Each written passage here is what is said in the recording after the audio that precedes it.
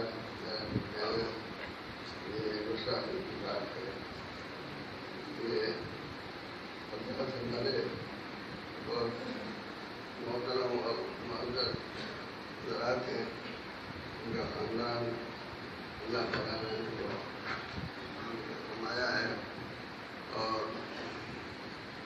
سب لوگ استفادہ کرتے ہیں اور ان سے محبت کرتے ہیں۔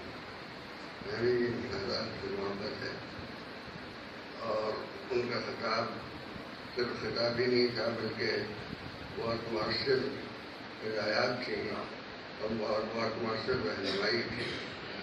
ان باتوں کو اگر آپ لوگوں نے سنا اس کو اپنے دل و دماغ میں بٹھا لیجیے اور اس پر عمل کرنے کی کوشش کیجیے۔ اس میں کوئی شبہ نہیں کہ حقوق العباد جو ہیں ان کو لوگ نظر انداز کر دیتے ہیں اور ان کی اہمیت کو نہیں سمجھتے۔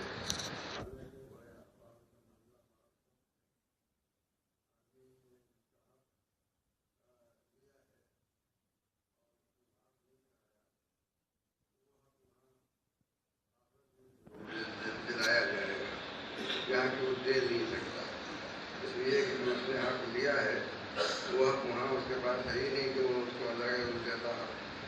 تو اس کے جو اچھے اعمال ہیں ان اعمال کے ذریعے سے اس کا حق ادا کیا جائے گا۔